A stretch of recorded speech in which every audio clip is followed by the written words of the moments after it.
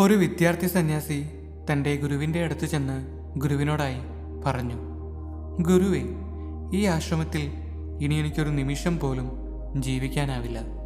എനിക്ക് ഈ സ്ഥലത്തു നിന്നു മാറി സമാധാനവും നിശബ്ദവുമായ ഒരാശ്രമത്തിൽ പോകണമെന്ന് ഞാൻ ആഗ്രഹിക്കുന്നു. ദയവായി അങ്ങെന്നെ പോകാൻ അനുവദിക്കണം. ഇത് കേട്ട ഗുരു ആശ്ചര്യത്തോടെ ചോദിച്ചു, ഈ ആശ്രമത്തിൽ എന്താണ് പ്രശ്നം? എന്താണ് സംഭവിച്ചത് എന്ന് എന്നോട് പറയൂ. വിദ്യാർത്ഥി സന്യാസി വളരെ വിഷമത്തോടെ ഗുരുവിനോട് പറഞ്ഞു, ഇവിടെ എല്ലാ സന്യാസിമാരും എന്നോട് വളരെ മോശമായി പെരുമാറുന്നു. ചിലർ എപ്പോഴും എൻ്റെയും മറ്റു സന്യാസിമാരുടെയും കുറ്റവും കുറവുകളും പറഞ്ഞു നടക്കുന്നു. മറ്റു ചിലർ മുഴുവൻ ദിവസവും വെറുതെ ഇരുന്ന് പരദൂഷണം പറച്ചിലിൻ്റെ തിരക്കിലാണ്. ഈ ആശ്രമത്തിൽ എനിക്കെന്നല്ല ആർക്കും തന്നെ ആത്മീയ ജീവിതം അഭ്യസിക്കാൻ കഴിയുമെന്ന് തോന്നുന്നില്ല ഗുരുവേ. ദയവായി എന്നെ മറ്റേതെങ്കിലും ഒരാശ്രമത്തിലേക്ക് പോകാൻ അങ്ങ് അനുവദിക്കണം. ഇത് കേട്ട ഗുരുസന്യാസി ശിഷ്യനോട് പറഞ്ഞു, ശരി, ഞാൻ നിന്നെ വിടാൻ തയ്യാറാണ്. പക്ഷേ നീ പോകുന്നതിന് മുൻപ് ഒരു കാര്യം എനിക്ക് വേണ്ടി ചെയ്തു തരണം. വിദ്യാർത്ഥി സന്യാസി ചോദിച്ചു, എന്തു ചെയ്യണം ഗുരുവേ? അങ്ങ് എൻ്റെ ഗുരുവാണ്. അങ്ങ് എന്തു പറഞ്ഞാലും ഞാൻ സന്തോഷത്തോടെ ചെയ്യുന്നതാണ്. ഗുരു വെള്ളം നിറച്ച ഒരു സ്പൂൺ ശിഷ്യന് നൽകി. എന്നിട്ട് പറഞ്ഞു, ഈ സ്പൂണിലെ വെള്ളം കൊണ്ട് നീ ഈ ആശ്രമം മുഴുവൻ സഞ്ചരിക്കണം. എന്നിട്ടൊരു തുള്ളി വെള്ളം പോലും നഷ്ടപ്പെടുത്താതെ എൻ്റെ അടുത്തേക്ക് തിരികെ കൊണ്ടുവരണം. ഒരു തുള്ളി വെള്ളം പോലും താഴെ വീഴാതെ കൊണ്ടുവരാൻ നിനക്ക് കഴിയുമെങ്കിൽ ഞാൻ തന്നെ നീ ആഗ്രഹിക്കുന്ന പോലത്തെ ഒരു ആശ്രമത്തിൽ നിന്നെ പോകാൻ സഹായിക്കാം.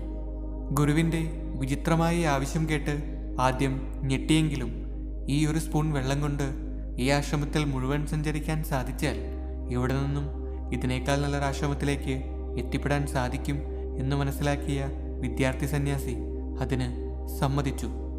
പൂർണ്ണമായ ശ്രദ്ധയും മനസ്സും കൊണ്ട് ആശ്രമത്തിലൂടെ സഞ്ചരിക്കാൻ തുടങ്ങി.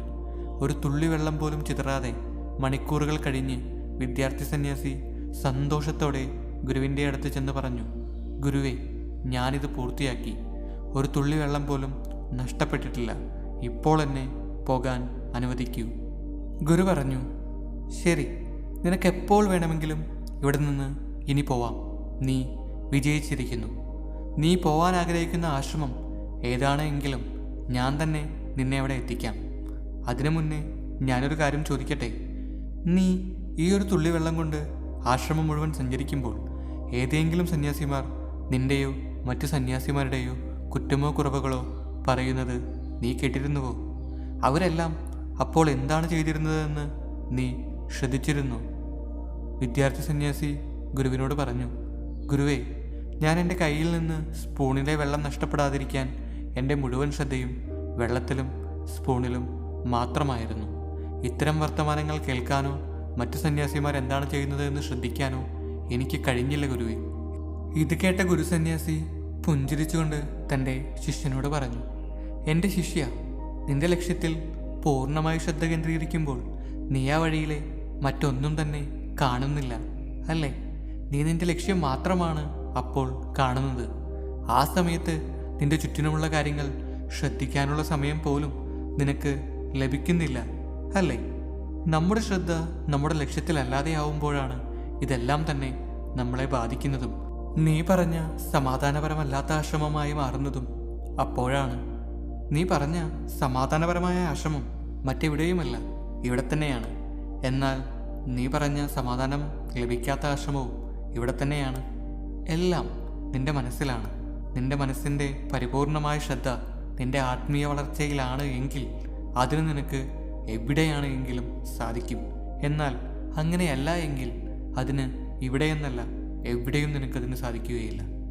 ഈ ലോകത്തിൻ്റെ ഏതു ഭാഗത്തേക്ക് നീ പോയാലും നമ്മുടെ ആശ്രമത്തിൽ കണ്ട പോലെ ഒരുപാട് മനുഷ്യരെ നീ എവിടെയും കാണും.